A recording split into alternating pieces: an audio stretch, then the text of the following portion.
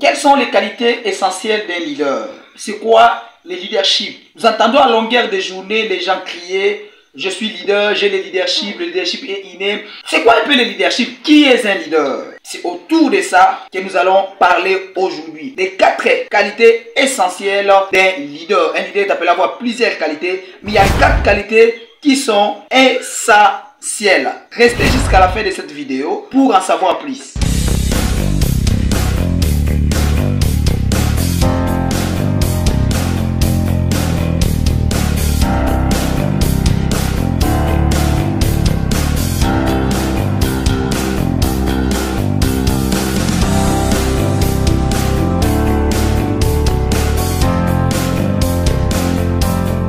Si vous me découvrez à peine, moi c'est David Kimbangui. Bonjour. Sur cette chaîne, nous parlons de l'entrepreneuriat, nous parlons de l'investissement, nous parlons de la motivation, nous parlons de mindset, l'état d'esprit qu'il faut avoir afin de percer dans les business.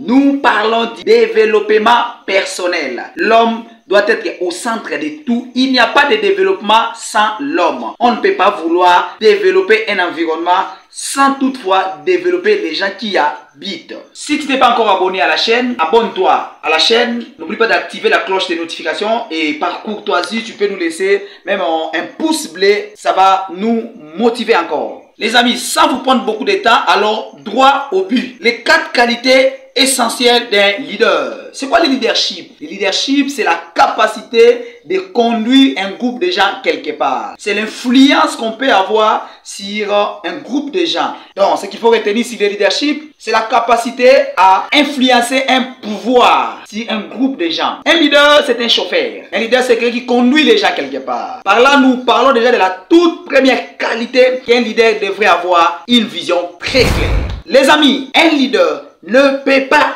manquer cette qualité, la vision claire. Le leader est le conducteur. C'est lui qui amène les gens quelque part. Et lui est censé connaître là où il amène les gens. Lorsque vous arrivez dans un arrêt de bus, vous verrez, il y a un véhicule, il y a un taxi-bus, mais il y a un chauffeur à l'intérieur. Il est très simple. Vous voulez savoir où le véhicule ira, posez vous la question au chauffeur. Adressez-vous la parole au chauffeur, dites au chauffeur, où allez-vous? Aucun chauffeur peut s'arrêter sur un arrêt de bus sans toutefois savoir là où il va. C'est la destination du chauffeur qui fera entrer les clients, les gens dans son bus. Donc, lorsqu'un chauffeur vous dit qu'il va dans telle destination, c'est alors que vous allez juger si c'est la même destination que vous voulez partir ou pas. Donc, un leader, c'est un chauffeur. Un leader, c'est quelqu'un qui conduit les gens quelque part. Devinez un peu, vous entrez dans un bus, vous entrez dans un taxi où les chauffeurs étaient aveugles. Les amis, les chauffeurs étaient aveugles. Vous entrez dans un taxi où les chauffeurs est aveugle, ils ne voient pas. Par conséquent, vous allez tous périr, vous allez tous mourir. Personne ne peut s'hasarder d'entrer dans un taxi où les chauffeurs est aveugle. Il faut qu'il soit quelqu'un qui voit, quelqu'un qui maîtrise la direction. En cas de danger, il peut se défendre. Donc, un leader est appelé à avoir une vision claire. Un leader ne tâtonne pas. Quand tout le monde tâtonne, quand tout le monde ne sait pas, le leader est précis dans ce qu'il fait. Il est le seul qui maîtrise les chemins. Il est le seul qui connaît les tenants et les aboutissants de ce qui vous unit.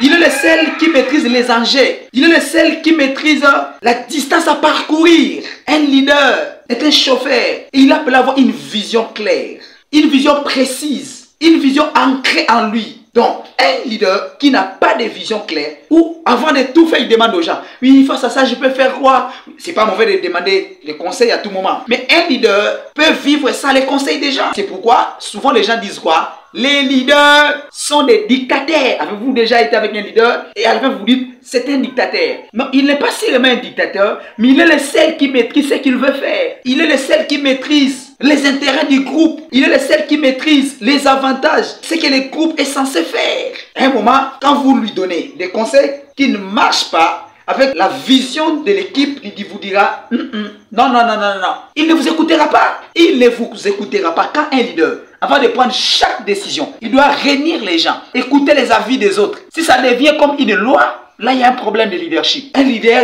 décide. Il peut vous appeler autour d'une table, réfléchissez ensemble, pas de souci. Lui a déjà une image, les amis. Il a déjà une image, en d'autres termes, que l'équipe soit là ou pas. Les leaders peuvent décider seuls. Les leaders peuvent prendre une décision. Les leaders seuls peuvent montrer le chemin sans même que l'équipe intervienne. C'est celui-là un leader. Celui qui a une vision très claire. Tu ne peux pas diriger les gens sans toutefois maîtriser là où tu les amènes. Un leader, c'est quelqu'un qui a fréquenté les chemins, qui maîtrise les chemins, qui a déjà fait aller-retour, qui est déjà arrivé jusqu'à la destination, les amis. Donc un leader, c'est quelqu'un qui est déjà arrivé jusqu'à la destination. Et quand il vous amène, soyez tranquille, soyez en paix, soyez calme. Devinez, vous voyagez au bord d'un bus où les chauffeurs ne maîtrisent pas le chemin. Il prend 3 km, après il revient dans la case de départ, non, c'était les mauvais chemins, il prend notre chemin. Il vous amène 10 km, après vous allez vous dire, ben c'est quoi ça? Vous n'allez pas supporter cet tâtonnement. Passons à la deuxième qualité. Deuxième qualité d'un leader, c'est que le leader a le courage de passer à l'action. Un bon leader a le courage de passer à l'action. Donc l'une des meilleures qualités d'un leader, c'est le courage de passer à l'action. Ce qui différencie les leaders des autres, c'est quoi? C'est que les autres ont des projets. Les autres ont des ambitions. Les autres ont des idées. Mais des idées, des utopies. Des idées irréalistes. Ils n'ont pas le courage de passer à l'action. Oui, moi j'ai la vision de faire ça, ça, ça. Oui, moi j'ai comme rêve faire ça, ça, ça. Oui, moi j'ai comme... Mais il n'a pas le courage de passer à l'action. Il y a un temps de concevoir les idées. Tu emmagasines les idées. Il y a un temps de mettre les projets et un temps de passer à l'action. Les leaders ont le courage de passer à l'action. Les leaders ont le courage de passer à l'action. Il y a des gens qui ont des idées, qui dépassent les idées, par exemple, d'Elon Musk, de Jeff Bezos. Ça dépasse les idées d'Aliko Dangote. Mais qu'est-ce qui te différencie d'Aliko Dangote? Ce qui te différencie d'Aliko Dangote, c'est que Aliko Dangote a osé. Je suis en train de préparer une émission où je vais parler de cet homme, Aliko Dangote. Je crois après 2-3 émissions, on va en parler. Je suis en train de préparer une émission où je vais parler de la biographie d'Aliko Dangote. Vous allez connaître l'homme noir le plus riche. Comment il a bâti sa fortune. C'est quelqu'un que j'aime bien. C'est quelqu'un que j'apprécie. J'apprécie son courage. Bien qu'il est sorti d'une famille très riche, mais il n'a pas commencé avec la richesse de sa famille. Il a tout mis de côté. Il a commencé à zéro, avec rien.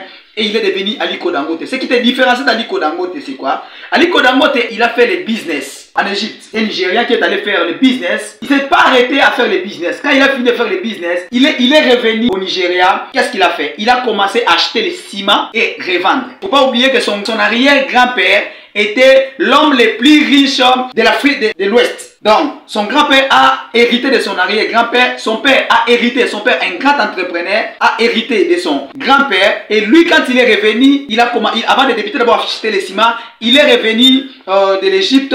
Il a travaillé, bossé pour son oncle. Après quelques temps, il a lancé son business d'achat de ciment. Donc, il avait le projet de travailler dans les ciments. Mais au début, il n'avait pas les moyens pour construire des usines qu'il a aujourd'hui. Il n'en avait pas. Mais il a débuté, il a commencé à acheter les ciments.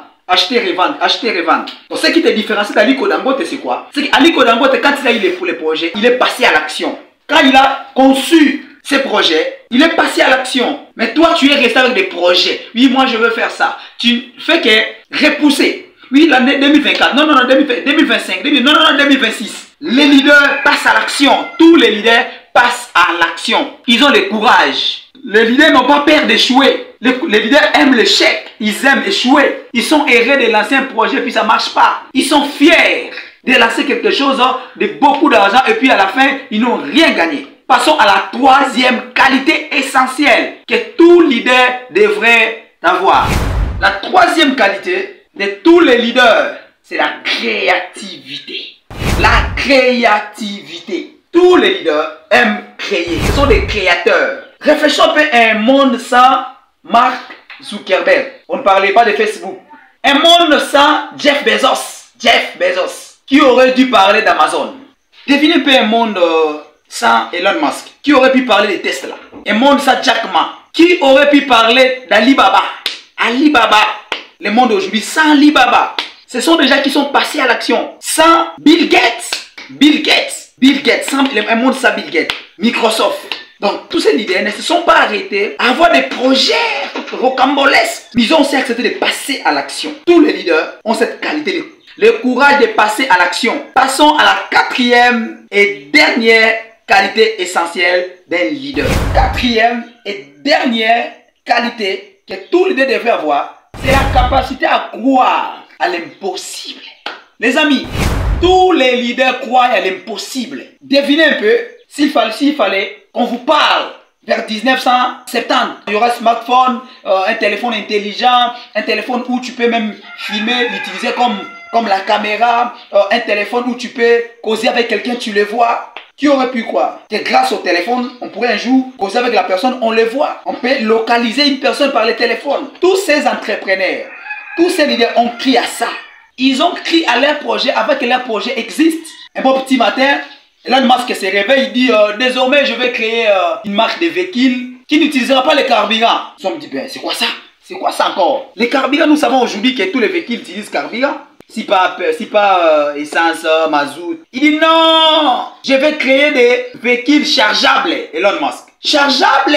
Il dit oui, des véhicules chargeables. Tesla. C'est une folie. Lui-même a cru à cette folie. Un leader, c'est quelqu'un qui croit à l'impossible. Quelque chose qui n'existe pas encore. Lui dit, ça va exister. Un leader, c'est quelqu'un qui croit à l'impossible. À quelque chose qui n'a jamais existé. Lui croit, il dit, ça va exister. C'est celui-là un leader. Un leader ne croit pas qu'à ce qui est normal, faisable. Non, non, non, non, non, non, non, non, non, non. Écoutez-moi les amis. Un leader croit à quelque chose qui n'existait pas. Et tout leader est appelé à croire à lui-même, à sa vision, de transformer, de métamorphoser le monde. Tout leader, quand il était encore petit, il n'avait rien. Il se voyait déjà grand. Il se disait, moi, je vais arriver ici. Moi, je ferai ça. Moi, nous savons tous l'histoire de ce jeune étudiant qui a créé Facebook, Mark Zuckerberg. À l'époque, il était étudiant. Un jeune qui voulait unir le monde, qui voulait faire de tout le monde entier, tous ces continents, un seul monde. Il voulait mettre les gens ensemble. Aujourd'hui, par Facebook, on peut se mettre ensemble, on peut causer, par Facebook, on peut tout faire. Donc, Facebook a fait de nous un monde à part. Facebook nous a créé un monde. Quelqu'un aux États-Unis, Nigeria, Angola, Côte d'Ivoire, Cameroun. Mais par les réseaux sociaux, on peut se mettre ensemble. On devient une famille. On devient unis. Donc, ces gens ont crié à l'impossible. Ils ont crié à quelque chose qui n'a jamais existé. Il est impossible d'être leader sans avoir cette capacité de croire à l'impossible. Si jusqu'ici tu t'es pas encore abonné, abonne-toi à la chaîne. N'oublie pas d'activer la cloche de notification. Laisse-nous un pouce bleu comme signe d'encouragement. Parole du coach.